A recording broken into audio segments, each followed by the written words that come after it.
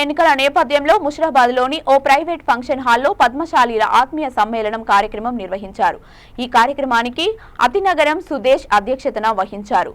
Secunderabad parliament Congress party అభ్యర్థి దానం నాగేందర్ ముఖ్య అతిథిగా పాల్గొని తన గెలుపు కోసం సహకరించి భారీ మెజారిటీతో గెలిపిస్తే పద్మశాలీలకు అన్ని రకాలుగా అండగా ఉంటానని, గెలిచిన వెంటనే సమస్యల పరిష్కారం చూపెడతానని అన్నారు.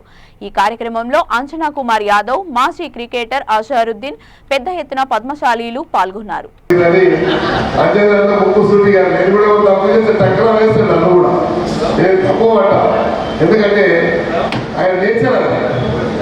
మనసులో కలమశం లేని నాయకుడు హైదరాబాద్ లో ఉన్న కొంతమందిలో అంజనాలు కూడా నేను ఎప్పుడు చూస్తున్నాయి. నన్ను ఎన్నోసార్లు అంటాడు, ఎన్నో వాడలు అంటాడు. నేను మళ్ళీ పోయి చాలా అది ఆయన మనసులో. ఇంత మంచి నాయకుడిని మీరు గెలిపించుకుంటే అది వేరే రకం ఉండేది. ఏదైనా మళ్ళీ అవకాశం వస్తుంది, పర్వాలేదు. మీ అందరికీ నేను సుపరిచితులు. నేను కూడా పద్మశాలి తిరిగాను, పద్మశాలి భవనాలు తిరిగాను, పద్మశాలి అర్జించాను. అప్పట్లో మీరు సహకరించారు. వీళ్ళందరూ లేడీస్ కూడా తిరిగారు. ఎప్పటి ఇంటింటికి వాడవాడు చాలా మంది లేడీస్ తిరిగారు. అదే ఉర్మిలో గారు వీళ్ళందరూ చాలా మంది తిరిగారు అప్పట్లో. సో ఇప్పుడు మళ్ళీ ఒక బాధ్యత వచ్చింది దేవుడు దయవల్ల. నేను ఎందుకు నేను ఎమ్మెల్యే ఉన్నాను, నాయకుడిగా చెప్పాలంటే నాకు ఎంపీ పోటీ చేయాల్సిన అవసరం లేదు. కానీ హైదరాబాద్లో కాంగ్రెస్ పార్టీ లేదు అని మరి వీళ్ళు చెప్పేటువంటి మాటలు కొన్ని తింటా ఉంటే మొన్న కేటీఆర్ కూడా రోడ్ షో చేశారు. కొన్ని విషయాలు అలా గురించి చెప్పాల్సిన అవసరం ఉంది. నాయక నరసింహారెడ్డి గారు ఏం పాపం చేశారని చెప్పండి. హైదరాబాద్ సిటీలో నాయక నరసింహారావు తెలంగాణ ఉద్యమంలో నన్ను తిట్టిండు, అంజనా తిట్టిండు, అందరూ తిట్టిండు. ఎందుకో కేసీఆర్ గారిని ఒక అండగా నిలబడ్డాడు ఆ రోజు నాయక నరసింహారెడ్డి గారు. చివరికి ఏ పరిస్థితి వచ్చింది అంటే ఆయన మంత్రి పదవి తీసేశారు, ఎమ్మెల్సీ ఇవ్వలేదు. హ్యూమిలేట్ ఎంత అయ్యిందంటే ఆయన హ్యూమిలేషన్తోనే చనిపోయింది. ఇది కూడా నేను చెప్పాలి. ఇది ఫ్యాక్ట్. కేటీఆర్ కూడా అపాయింట్మెంట్ ఇయ్యాక కన్నీళ్ళు పెట్టుకొని పోయి నాయక నరసింహారెడ్డి గారు.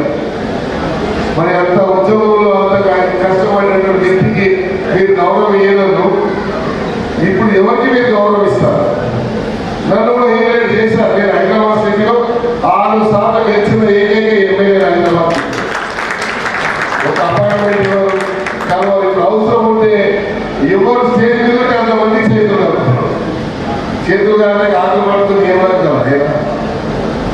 అదే ఆలోచించాము. ఇంకొకటి, ఈరోజు మేము బీసీలో అందరూ ఎందుకు బీసీలో అడుగుతున్నాము. రాహుల్ గాంధీ గారు నఫరత్ చూడో భారత్ చూడో అనేటువంటి కార్యక్రమంలో ఏ బాబు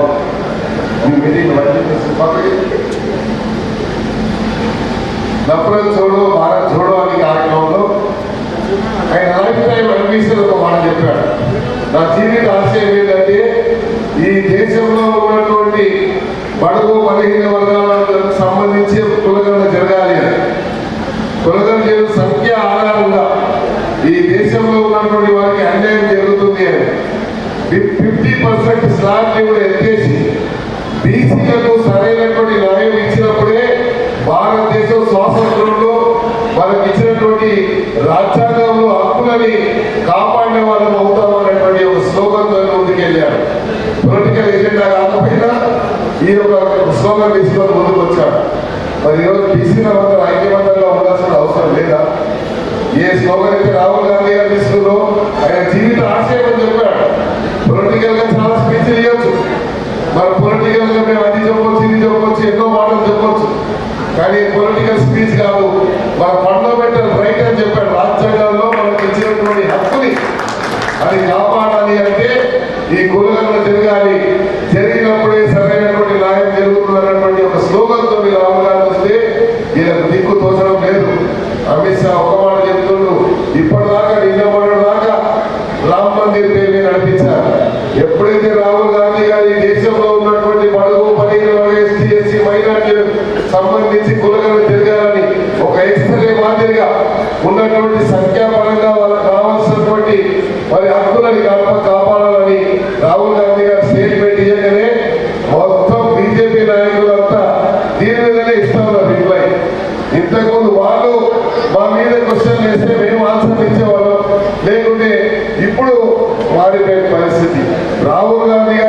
స్టేట్మెంట్ ఇస్తే ఎమ్మడే ముగ్గురు రియాక్ట్ అవుతా ఉన్నారు. గడ్డా గారు రియాక్ట్ అవుతారు, ఇక్కడ కిషన్ రెడ్డి రియాక్ట్ అవుతారు, ఇక్కడ బండి లక్ష్మణ్ గారికి లక్ష్మణ్ గారు రియాక్ట్ అవుతారు, అందరు రియాక్ట్ అవుతారు. కాబట్టి ఈరోజు సమయం ఆసన్నమైంది. ఈ సమయాన్ని చాలా విడుచుకోకూడదు. మొన్న పొరపాటు జరిగినందుకు అంజనన్న ఓడిపోయాడు, కానీ ఓడిపోయినా ప్రజల మధ్యనే ఉన్నాడు. కిషన్ రెడ్డి ఎప్పుడైనా మీ దగ్గరికి వచ్చిందా? ఈ పార్లమెంటు 5 సంవత్సరాలు గెలిచిన తర్వాత ఒక్కసారి మీరు నగర్ కానీ ఇక్కడ పద్మశాలి సమావేశం ఏర్పాటు చేశాడా? పద్మశాలి సమస్యల గురించి మాట్లాడా? పోనీ కిషన్ రెడ్డి కేంద్ర మంత్రిగా, నార్త్ ఈస్ట్ ఇన్ఛార్జ్ మంత్రిగా 70,000 కోట్ల రూపాయలు ఆయన దగ్గర ఉన్నటువంటి బడ్జెట్. 70,000 కోట్లలో సికింద్రాబాద్ పార్లమెంట్ కు నిన్న స్టేట్మెంట్ ఎక్కడ చూశాను, దగ్గర ఆంధ్రజ్యోతిలో ఎక్కడ చూశాను, చూస్తే 10 లక్షల కోట్లు ఈరోజు తెలంగాణకు తెచ్చిందని చెప్పారు. 10 లక్షల కోట్లు తెచ్చుంటే అమర్పేట్ ఫ్లైఓవర్ ఎందుకే వెంకటేశ్వర కూడా అక్కడ ఉంది ఇప్పటిదాకా. మరి సికింద్రాబాద్ లో ఏం చేశాడు? ఉప్పల్ ఫ్లైఓవర్ అట్లాగే ఉంది. మరి సికింద్రాబాద్ లో ఎక్కడ ఇచ్చాడు 10 లక్షలు? ఒక శ్వేతపత్రం ఏమైనా అడుగుతున్నాం, ఇవ్వడు. కానీ ముఖ్యమంత్రి రావాలి, డిబేట్ లో కూర్చుంటాడు. ముఖ్యమంత్రి గారితో డిబేట్ లో పార్టిసిపేట్ చేయగలరా? మరి ముఖ్యమంత్రి సంగతి తెలియదా? కేసీఆర్ లాంటి రానికే భయపడతారు మాట్లాడితే. కిషన్ రెడ్డి ఎంత చెప్పండి. కాబట్టి ఇది ఆలోచించాల్సిన సమయం. ఇవన్నీ చాలా విషయాలు ఉన్నాయి.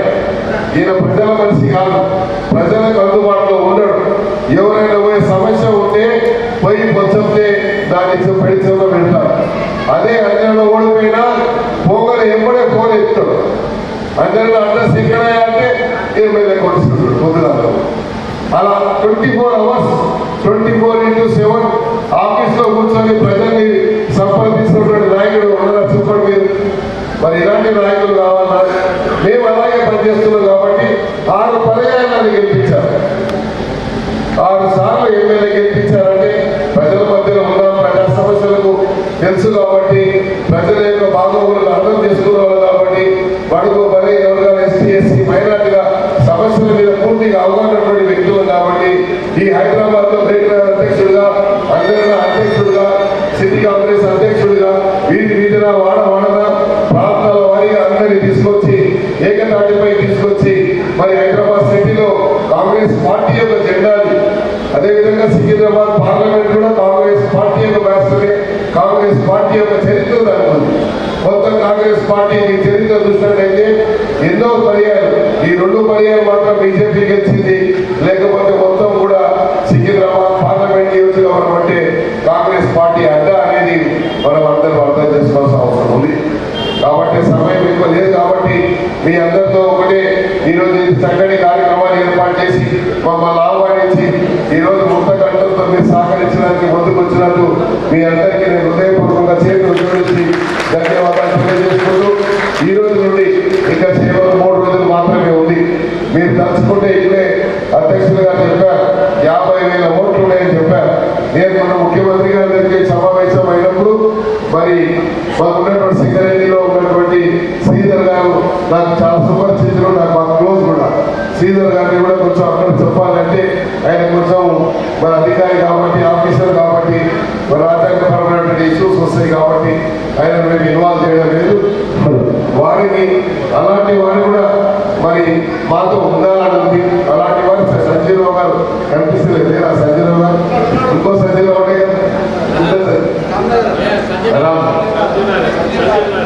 సంజీవ్ నారాయణ చాలా మంది ఉన్నారు పెద్దలు.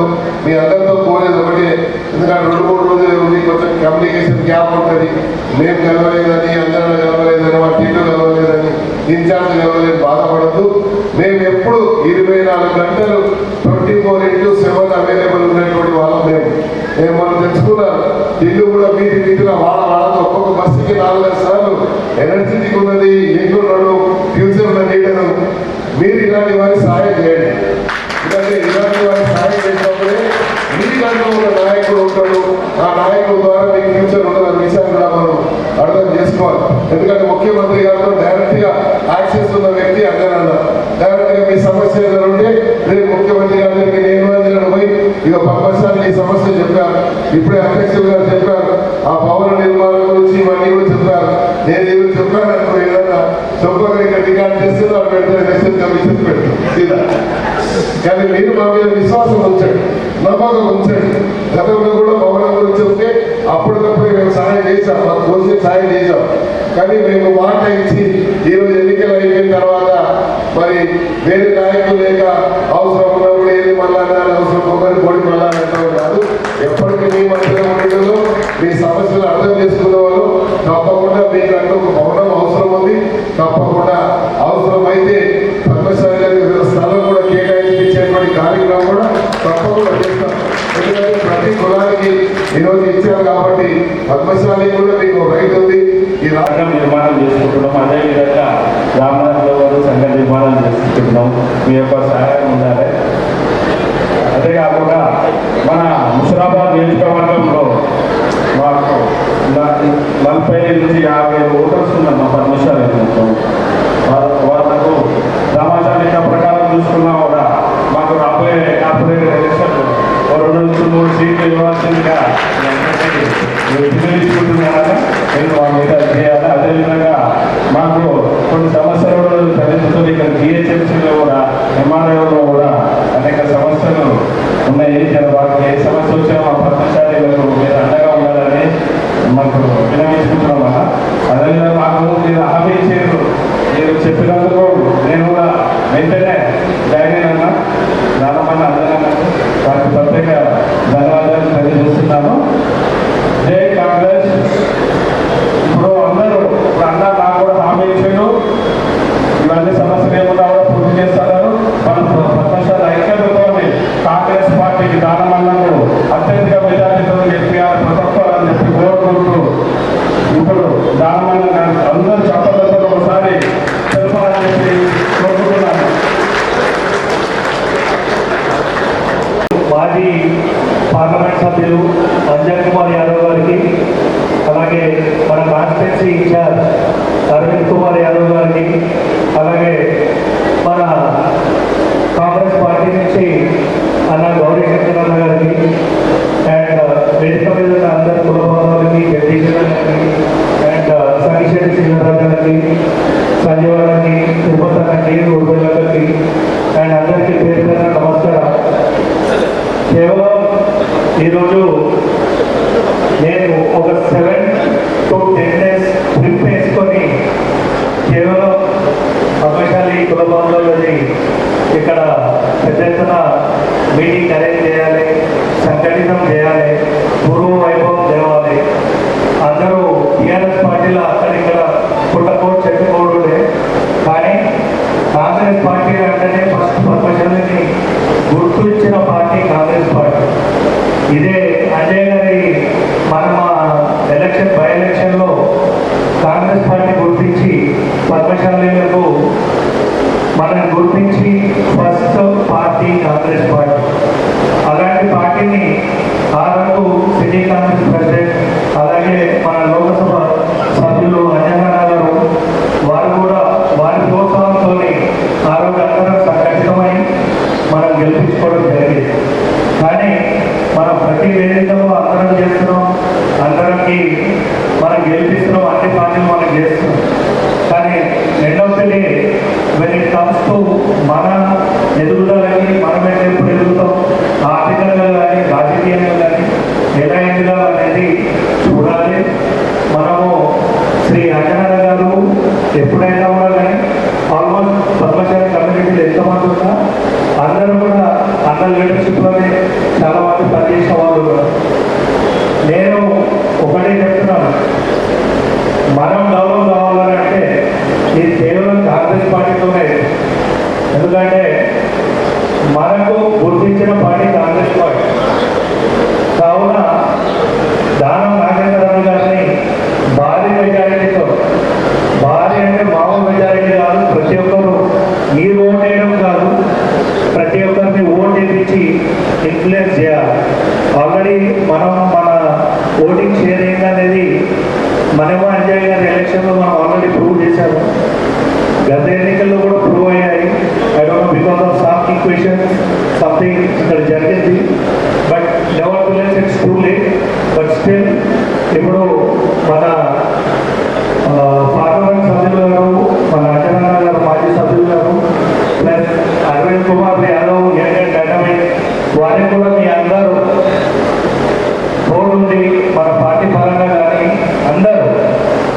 రేపొద్దున రాబోయే కాలంలో కాంగ్రెస్ పార్టీకి ఏ విధంగా ఉన్నా కానీ అందరూ సహాయ సహకారాలు చేయాలి.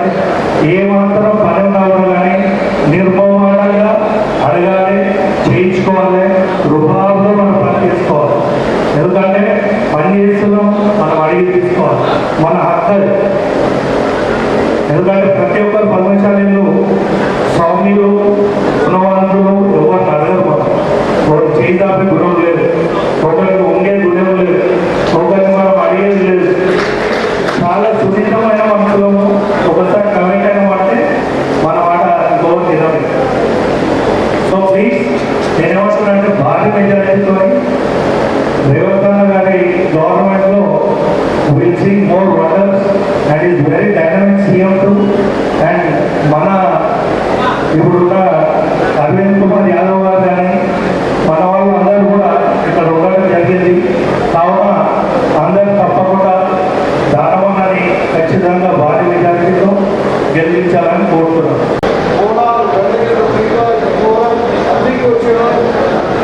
అందరికీ ఎల్లవేళ అనుకూలంగా ఉన్నారని అన్ని విధాలు ఎన్నోటి కూడా క్లియర్ చెప్పడం ఆలోచించింది. ఏ వర్గోపడికి ఒక్కసారిగా మాట్లాడతాం మీరు కొత్తనా, మీకు కొత్తనా? ఎన్ని ఏళ్ళ నుంచి వస్తాం? మీరు ఎన్ని ఏళ్ళ నుంచి వస్తాం?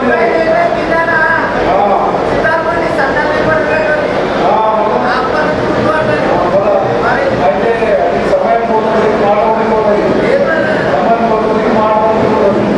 దయచేసి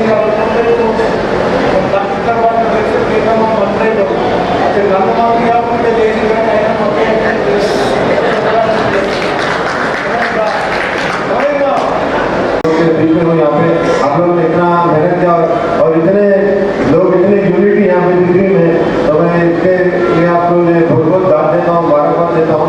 मैं इतना ज़्यादा अंजन भाई तो पूरा आपके बारे में बात किए, तो जो समस्या है, जो प्रॉब्लम है, उसके बारे में बात किए, वो तो आपको सब लोग को पता है। मोदी जी क्या कर रहे हैं, केसीआर क्या कर रहे हैं, बीआरएस क्या कर रहे हैं, बीजेपी क्या कर रही है, सबको पता है। आप लोगों के बारे में इतना ज़्यादा उसके ऊपर बोलना नहीं चाहूँगा, बट मैं एक ही चीज़ आपको स्ट्रेस करूँगा कि 13 तारीख के लिए आप लोग बिल्कुल पंचे की तरफ, हाथ की तरफ वोट डालें, 2 नंबर की तरफ वोट डालें, क्योंकि 2 नंबर की विक्ट्री है।